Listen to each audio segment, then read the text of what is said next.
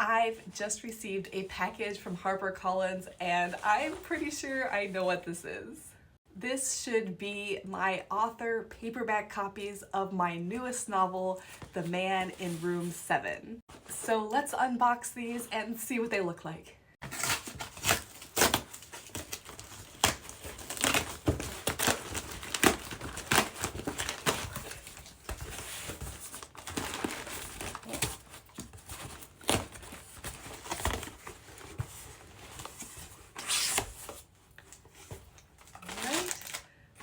Plastic, some paper. Oh my god. Here they are. And they look so good. Look at that. I love it. I know you're not supposed to have favorites when you're an author, just like if you're a parent, you're not supposed to have favorites, but I have to say, I really love this book cover. Green is my favorite color, so that was a big plus when I saw the early designs and saw that they were green. I was super excited. Here is the side and the back.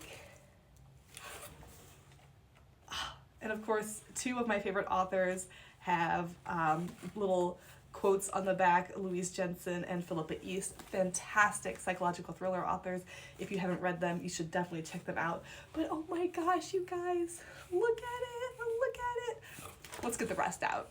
I am both super excited and super nervous about this book. This is my second psychological thriller or suspense thriller, but this one is a little bit different compared to my other books. This one has a kind of, I don't want to say supernatural, but maybe speculative aspect to it. When I wrote the first draft of this novel, I made a full outline, but somehow my novel only came out to 50,000 words, which is really weird for me. I am a horrendous overwriter. My books always fall around the 120,000 word mark during my first drafts, and I always have to cut out a bunch. But for some reason, when I wrote this book, I was just missing a lot. The story was done way too early and I needed something else to kind of fill in that extra 30 to 40,000 words, and that's where this kind of supernatural, paranormal, speculative element came in, and I just kind of ran with it and it was a lot of fun. I love the characters in this book.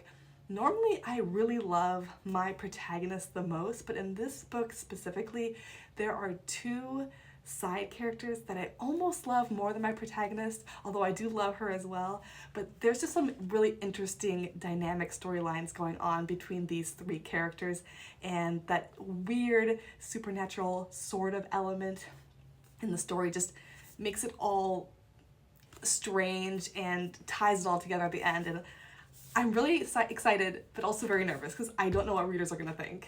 The Man in Room 7 follows the story of a woman named Tweety who 6 years ago returned home from work to find out that her husband had disappeared in the middle of the night with her infant son.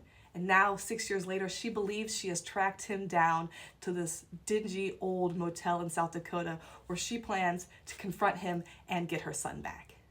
But when Tweety's husband sees her at this motel, he doesn't seem to recognize her, and her son is nowhere to be found. What pursues is a cat and mouse game between Tweety and her husband as she tries to find out where he has hidden her son and how she can get him back. Now, the big question is, what am I going to do with all of these copies? If you're one of my frequent readers, then you know that North America is always the last one to get the copies of my paperback. This book comes out November 7th around the world, but in the US you won't be able to get a paperback copy until July of next year. But I will be attending Thriller Fest in New York in June, and I'm going to be bringing all of these copies with me, and I'm going to be giving them away for free. I haven't received the author panel list yet, so I don't know if I'm going to be on a panel, but if you see me on a panel, come and see me at the signings afterwards.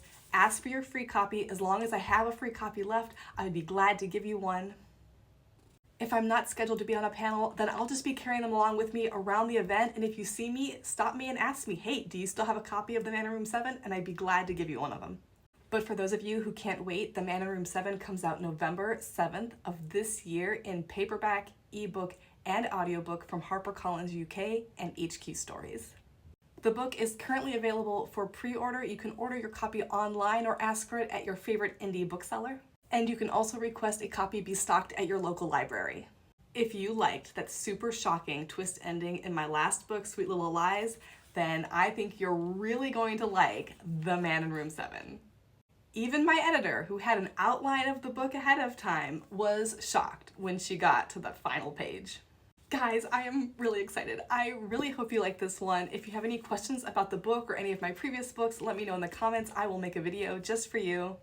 And remember that the holidays are coming up. If there is somebody that you know, friend, family member, colleague who just loves super twisty, nail-biting, page-turning, psychological suspense thrillers, consider recommending them a copy of this or getting it for them for the holidays. My books very frequently go on massive sales right before the holidays, so check them out. And if you do read the book, don't forget to leave a review. Happy reading, everyone!